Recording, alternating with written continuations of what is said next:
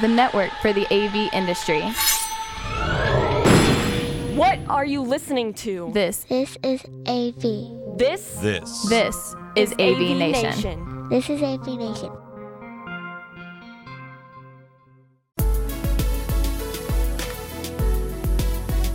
This is an AVNation special. My name is Tom Albright. I am your host. We are previewing Digital Signage Expo, DSE 2018, happens in Las Vegas, March 28th and 29th. With me today is Tim Griffin. Tim is from the company Userville. How are you, sir? Good, thank you. Thanks for having me on the show. Absolutely. You guys are doing a session on Thursday of the show, March 29th rather, from 11 to 12. And when we started setting this up, I saw this class and I'm like, I want to take this class, not for nothing, just because I think it's cool. The title of the class is Amplifying the Fan Experience in Live Sports and Event Venues. If anybody has watched any program that I have done, I am a pretty fair amount of sports fan. I'm not some crazy fanatic, but I do like my sports, and I love my Bears and I love my Blues, which is odd. I live outside of St. Louis. I'm a Bears fan because there's no football in St. Louis. I'm a Blues fan because I really do enjoy hockey, and I took my son to a preseason game to the Blues this past year, and they had done some renovations over the summer, really after the playoffs, and you walk in and you see just this gorgeous. I'm going to call it a jumbotron. It's not, but it's you understand what I'm saying. It's that centerpiece in most hockey rinks now, where the graphics are just, they just pop, and the content they put up there is not the stuff that I grew up with, right? Which is just the basic score, and maybe, as the years go on, you can pick the picture of the player up. Now you've got full motion HD video. Some of them even have full motion 4K video. You've got interactive content where you incorporate the crowd and you incorporate some pre-produced stuff.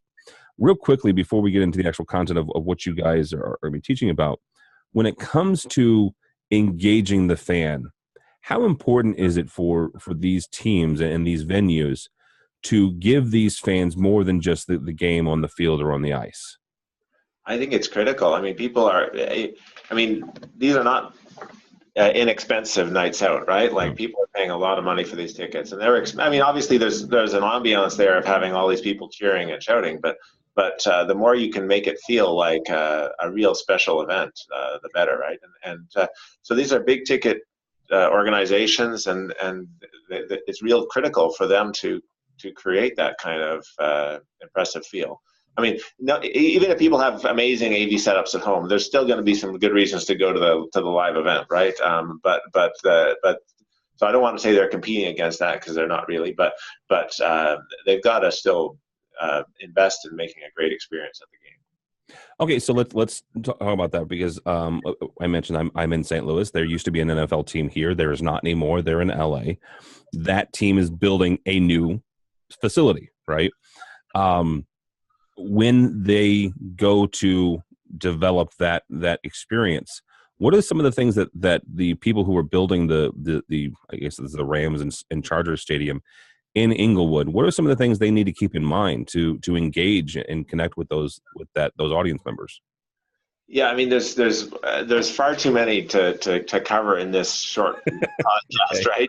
But obviously, like when you're building new build, there's all kinds of infrastructure considerations, because that's going to be there for 50, 100 years, that building, right? And but let's focus on the AV delivery stuff, right? So, real time is a big issue in sports, right? Whatever system you're using, it needs to be real time. AV over IP is also kind of critical for these kind of deployments, right? Because you've got a massive facility, right? There's no way you can do cable extension and all the old ways of doing things that cover that kind of space, right? And so AV over IP and real time sometimes are in conflict with each other, right? And so you need to make sure that your approach to compression and so on is designed for that real time delivery. So you're not adding a second or even a fraction of a second. And I think that it's probably obvious why you need real time, but you don't want somebody in the washroom and they're hearing the cheers, and then they see on that rebroadcast display, a couple seconds later what they're actually cheering for, right? Yes. So that real time is critical. AV over IP is just a natural thing to do in such a large facility, right? And then I think, creativity is so much a part of this, right? Like, you want to be choosing some infrastructure systems that allow you to do stuff that people haven't ever seen before. You want people talking about the experience that they had of the game and the crazy cool stuff that they've seen that they've never seen anywhere else, right? And so just putting up a 2x2 video wall, nobody's going to write home about that, right? You want to do something wild, different, that people haven't seen before and don't see elsewhere. Well, and see, here's the thing with that. That serves two purposes, right? Number one, it engages the current audience there. But let's be frank, the biggest advertiser that folks have is word of mouth. So if I go to a game and I say, Tim, you've got to go, Tim is in Calgary, you've got to go see the Flames because holy cow, you would not believe what they were able to accomplish. A very good friend of mine was a part of the ice projection at the Toronto Maple Leafs. Still, in my opinion, one of the best ice projection installations in the NHL today. Yeah. I want to go there, not because I'm a huge Maple Leafs fan, but because I want to see that in person. Yeah, and I guess AV folks are a unique breed in that they probably a large percentage of them love sports, and a large percentage of them are going to go someplace just to see a cool install, right? But I think there's a whole other element of engagement which comes from getting people to be tweeting and posting on Instagram and Facebook from the game as well, right? And so there's an element of trying to encourage people to do that, as well as take photos of whatever cool stuff is going on in the venue as well. Yeah, absolutely, because you can basically with social media you can extend out your reach and the impact of the content that you're producing beyond those 20,000, 30,000 people that are in that stadium. For sure. Yeah. All right, let's move along. Again, your class that you're teaching is on March 29th, 11 o'clock in the morning. Good for you. My class is at 8 o'clock. But when somebody walks into that class and they sit down, what are they going to learn? Well, I think they're going to learn a lot of stuff, but one of the main things, everyone wants to win these projects, right? Because they're big budget, huge visibility. And we were talking earlier, people are often big sports fans, right? So it's sort of like the marquee project in a city to win is the sports stadium, and it's one you can use as a reference account. So a lot of AV integrators are saying, okay, how do we win this? And it's not by going in with standard offerings at a standard price, right? You need to have something very well differentiated, right? You need to be able to do things other people who are bidding on the project can't do that the owners want, right? And you also need to have some competitive and differentiated pricing, right? And so we're going to be talking about some tools that help you do that, right? And we're also going to be talking about the importance of multi-venue, right? So, multi-customer, right? So most of these sports, multi-venue is not the right word, multi-customer. So most of these sports venues, they have, a game one night, monster trucks the next night, right? So it's changing around all the time, and that presents some unique challenges as well, right? And then there's also the element of most often it's a retrofit situation, right? It's rare that people are actually building a brand new stadium. And in a retrofit situation, there's also unique challenges around cabling and mounting and so on that need to go on, and we'll talk a little bit about that. All right. So when you get in there, right, and whether it's a retrofit or it's a brand new installation, what are some of the challenges in educating and training the folks who are going to be there? You mentioned that people are going to have a sports event one night, a monster truck the next night, then they're going to have a music concert the next night, and then Ice Capades, and then Cirque du Soleil is going to come into town. Yeah. What are some of the challenges in educating and training the folks who are going to be running this on a day in and day out basis? Yeah, there's a large group, and there's large facility staff in all these venues, regardless, right? And so. People often underestimate, the the time that it's going to take or the issues that they might have. And so one of the clear things that the AV integrator can do is have like a sort of procedures and operating manual and checklist that's delivered. It's not just the same as delivering to a single client customer, because somebody else might, somebody else is going to be using it conceivably every day, right? So you need to have some real operating procedures that get delivered along with the equipment and the installation. Let's talk about the technologies for a second, because one of the knocks on AV folks in general, at least over the last, let's say the last 10, 15 years, it's slowly getting better though, is that we go in and we just want to talk about the technology, right?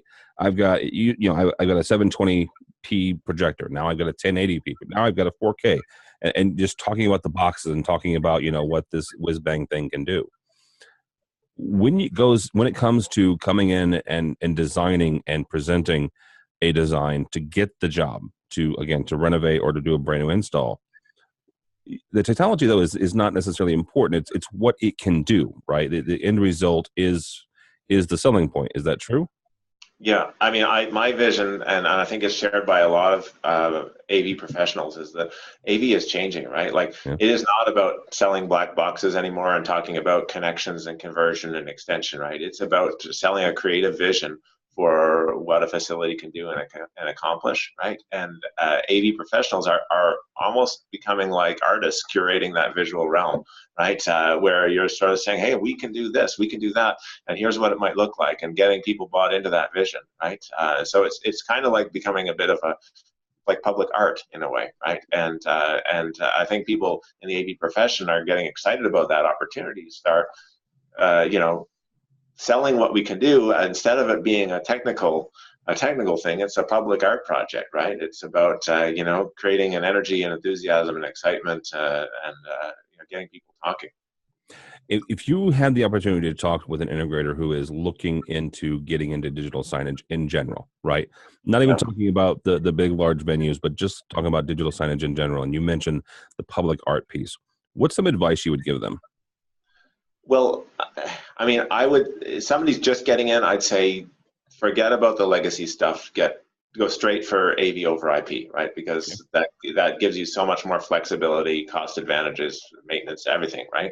But I would say, like, make sure on your team you have some creative professionals as well as some technical professionals, right? So that you're able to, because I would say there's the purely technical AV professional is getting squeezed into an even smaller box, right? Because you're gonna have competition on the infrastructure side from the IT integrators, right? Who are doing the structured cabling and the servers and this kind of stuff, right? And who are very comfortable with that, right? And so the classic role of the AV integrator of, hey, getting this signal from this thing to that thing is getting to be a much narrower box to operate in, because it's becoming rapidly irrelevant in the AV over IP space. So I'd say make sure you have some technical professionals, some IT professionals, and some creative professionals in your team, right? And they may not be, it's difficult to get that Renaissance person who covers all of those. Yeah, who's that one person all wrapped into one? Yeah, you're right. It's difficult, yeah. All right, very good. Again, if somebody's interested in your class, it is Thursday, March 29th, 11 to 12. You can find out more information at digitalsignageexpo.net. Tim Griffin from Userful, I appreciate your time, sir. Well, thank you. Thanks for the opportunity. Absolutely. If somebody wants more information about you or find out more about your company, how do they do that? Well, the company's called Userful. We build a video wall solution, an AV over IP solution, and it's userful.com, userful.com. All right, very good. Tim Griffin from Userful. My name is Tim Albright. For more information about us, you can find us at AVNation.tv. AVNation.tv, programs like this. We also have 2 weeklies, one that looks at the commercial side of AV, one that looks at the residential. We'll also be heading to Digital Signage Expo. I kind of mentioned my class is at 8 o'clock in the morning on the 28th. We'll be talking with integrators who have made the transition successfully to starting the digital signage, and you can find out more about that class and more. But come by the website if you would, please, avnation.tv, avnation.tv.